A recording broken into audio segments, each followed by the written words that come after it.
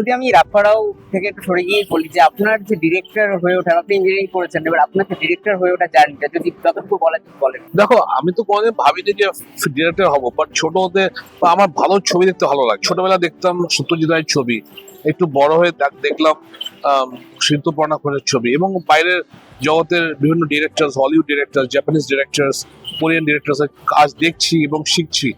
আমার এটা পার্সোনাল জিনিস হলো যে ছবি ইজ আ ভেরি রিসেন্ট, মানে film making is a recent art form. তার আগে তো আমাদের মিউজিক ছিল, ড্রামা ছিল, সব ছিল। আমার মনে হয় যে মিউজিক ইজ আ না sorry film is a entertainment medium, যেটা অনেক লার্জ অডিয়েন্সকে টার্গেট করা যায় আর অনেক কিছু করা যায়। মানে ইউ ক্যান, তোমার যদি কোনো ইমাজিনেশন থাকে, you can implement that imagination through movies. তো প্রথম কথা, এটা আমি বলবো না যে ছোটবেলায় ছিল, বাট বড় হয়ে as I have more knowledge little bit about this. তাছাড়া আমি পড়াশোনা করেছি এই বিষয়ে, মানে বিভিন্ন এরিয়াস অফ ফিল্ম মেকিং। তো সেটা আমাকে মোটিভেট করে যে লেটস ডু সামথিং এগেন।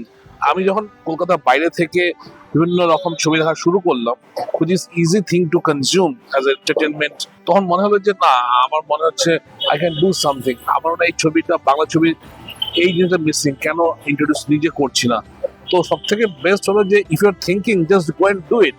তো এটা হয়তো মোটিভেশন পেয়েছি বিকজ আমার একটা ব্যাকগ্রাউন্ড ছিল, তো এখান থেকে করা। আর আমি অল্সো কিছুটা পার্সোনাল স্টাইল, আমি যদি কিছু পছন্দ করি, আমি না গিয়ে বানাতে ইচ্ছে করি, মানে বানাতে আমি চাই।